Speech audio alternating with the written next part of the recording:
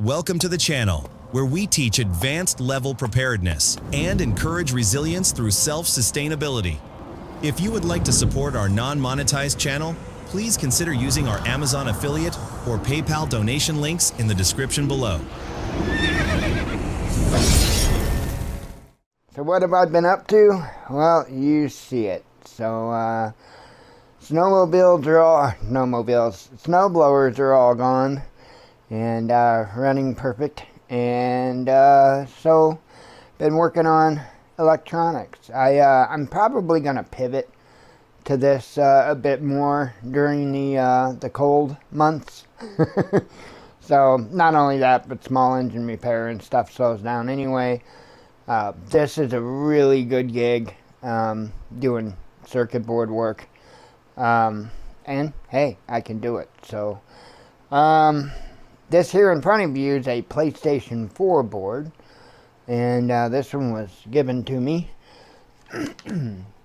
I replacing the HDMI port down there, and I've got some bridges. I'm trying to get it to focus.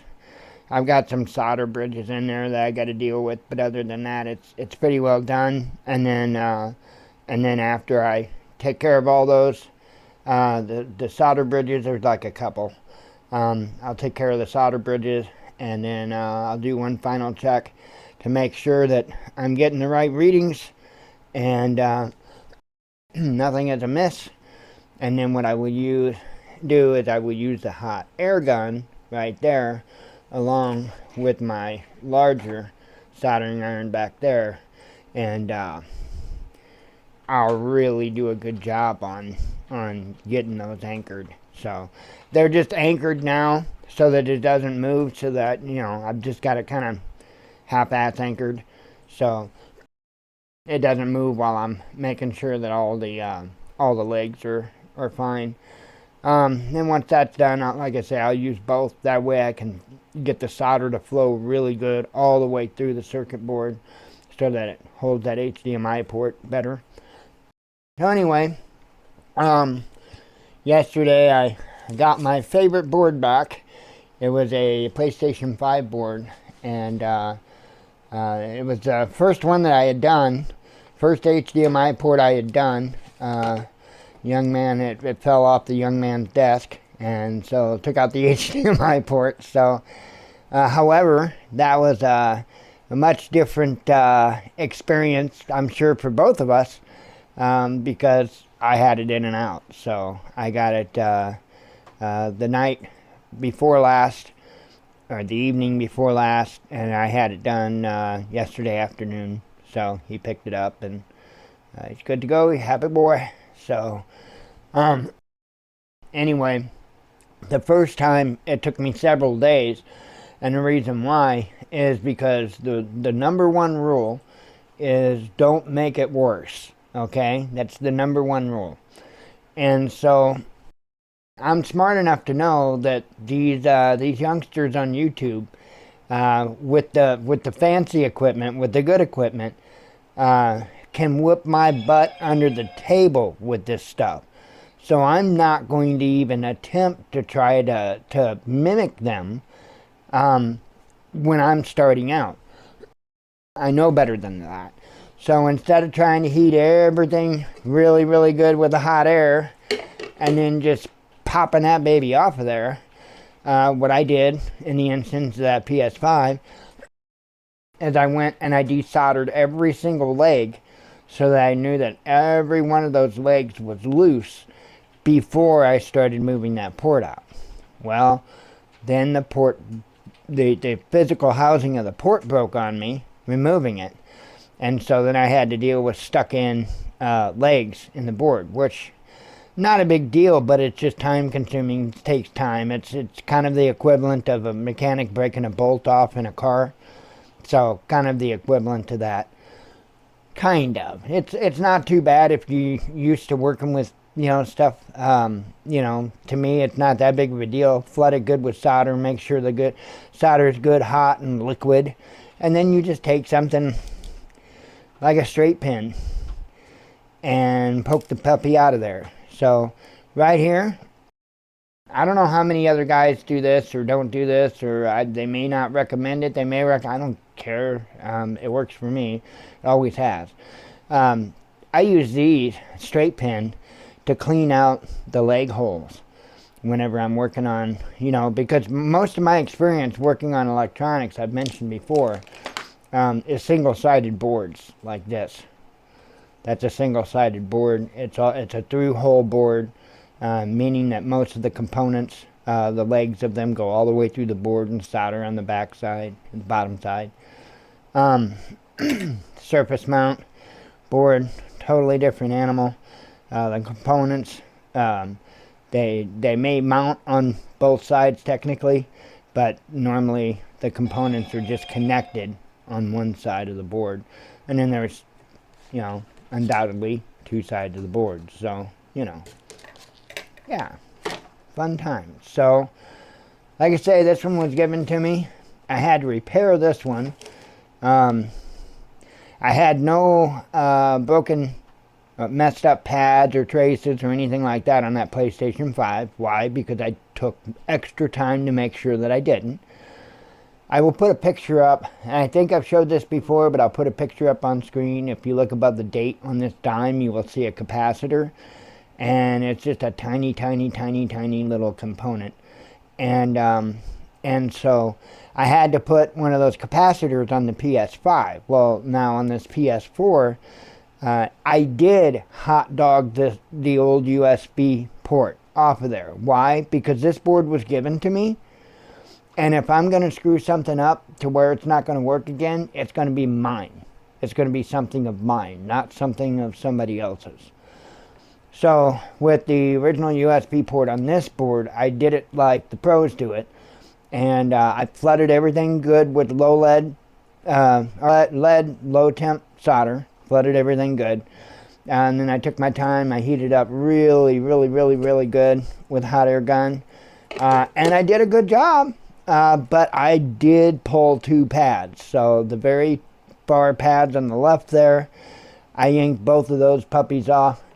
I'll put a picture up on the screen. It's got a little red circle. You can see where the pads are. Now, one of those pads I replaced, and I'll put another picture. That is the leg to an HDMI port on that picture that's on that dime. And I initially was using that to repair those pads. However, that was a little thick, and the leg of the HDMI port didn't want to lay down on it. So what I did was got what the pros use. Got some of this wire here. It's 0.02 millimeter. It is literally thinner than a strand of hair. And I'm not talking about somebody with thick hair. Even I've got real fine hair. This is even thinner than a strand of my hair. And I've got like baby fine hair. So pretty crazy. But this is the wire that I had used in order to repair those connections to this HDMI port. Those are good. I've got a couple of bridges and a couple of the other spots that I got to take care of. Not a big deal. I'm just gonna go in there with my magnifier real good, and I'm gonna look and I'm gonna see if I can find it. And if I can find the exact spot, I don't know if you can see in there or not, but if I can find the exact spot, a lot of times, if it's not a real bad bridge, solder bridge, you can just take something like your X-Acto knife, and oh, that's real good. Take something like your X-Acto knife and, just be able to break that solder connection. So anyway, last night it was dark. It was nearly time for us to get ready for bed. So I just shut everything down. Figured today I'll come back in, take care of those solder bridges, clean up the top of the processor, put some new thermal paste on it, and slap this puppy together. So should be good to go. I expect there won't be any issues with it. So fun times. Anyway, that is what I have been up to. I encourage you. I if I could say a stronger word than encourage, I would. I compel you. There we go. How's that sound?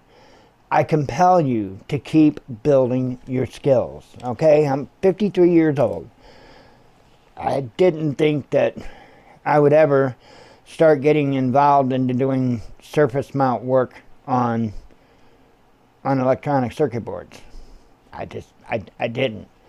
However, life dictated differently, and I don't mind doing it. I mean, again, I've got an electronics background, so it gives me a little bit of an advantage. I'm not just starting from scratch.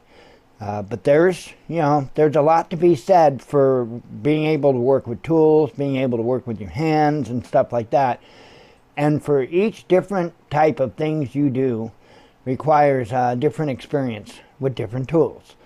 And so, sure, there are a lot of different skills that I've gotten really good at over the years because I've done it a lot.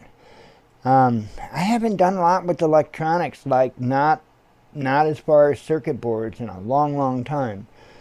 So keep building. Those skills will serve you until your end, right? And you turn around and you teach those skills to somebody else. You ask them to do the same, and guess what?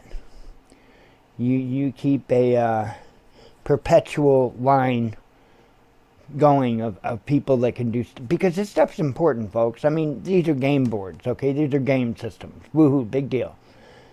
But there's a whole lot of damn things in life that are a lot more important and require somebody that knows how to keep it going. Might not be a bad idea to be that person. Got a lot of jobs we're losing in this country and in the world, for that matter. A lot of jobs.